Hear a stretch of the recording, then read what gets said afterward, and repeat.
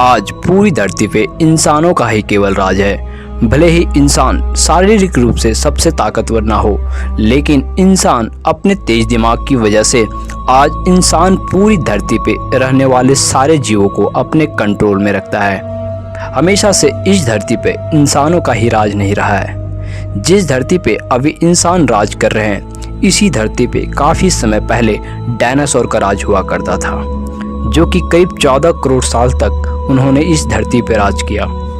Dinosaur की कई हजार प्रजातियां थी। इनमें से कुछ शाकाहारी, कुछ मांसाहारी। तो कुछ डायनासोर बहुत ही शांत स्वभाव, वहीं कुछ डायनासोर बहुत ही हिंसकवादी थे। ये उस समय के सबसे सफल जीव माने जाते थे। लेकिन अचानक ऐसा कौन सा वाकया हुआ जो कि पूरी डायनासोर की प्रजाति को मिटा कर रख दिया। इसे जानने के लिए हमें करोड़ों साल पीछे जाना होगा और डायनासोर के उस अंतिम दिन को करीब से देखना होगा। तो आइए चलते हैं 65 बिलियन साल पहले, यानी 6 करोड़ 50 लाख साल पहले। और टैड जॉन के इस वीडियो में फिर से आपका स्वागत है। आज से करीब 65 करोड़ साल पहले धरती पे मौसम समान हुआ करता था। चारों ओर सूरज की रोशनी बिखरी हुई थी। लंबी लंबी पेड़ों से टकराती समुद्र की ठंडी हवाएं और चारों तरफ डायनासोर के चिल्लाने चिल्लाने की आवाज़ें। जब ये सारी डायनासोर प्रजाति बड़े ही आराम से अपना जीवन इस धरती पे बिता रहे थे, तभी 10 करोड़ साल पहले ही इसकी किस्मत लिखी जा चुकी थी। 10 करोड़ साल पहले एक छोटा एस्टेरॉयड का टुकड़ा जो सुदूर अंतरिक्ष से आ रहा था, वह पृथ्वी से करीब 20 करोड़ मील दूर मंगल और बृहस्पति के बीच बने क्षुद्र ग्रह बेल्ट में घूम रहे एक बड़े एस्टेरॉयड से जा टकराता है।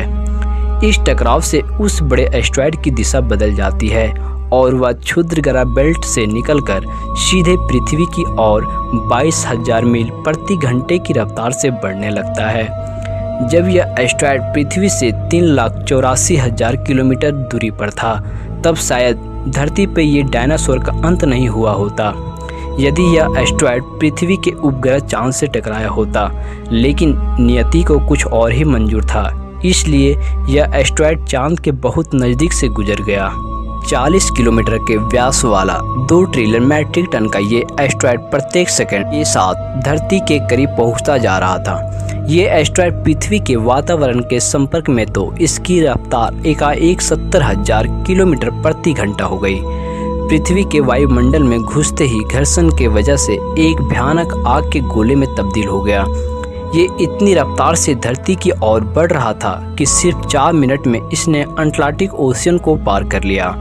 इसकी इतनी अधिक चमक थी कि धरती पर टकराने से पहले ही 1000 जीव आग के इस दहकते गोले को देखकर पूरी तरह से अंधे हो चुके थे। ये जीव उस उल्का को नहीं देख पा रहे थे, लेकिन वह उसकी भयानक गर्मी को महसूस कर रहे थे। कुछ ही क्षण में ये एस्टेरॉयड मैक्सिको के खाड़ी के पास जमीन से टकराता है और लगभग 35,000 डिग्री सेल्सियस की ऊर्जा वाला एक भयानक विस्फोट होता है। इस टकराव का विस्फोट लगभग 10 हाइड्रोजन बम के विस्फोट के बराबर था।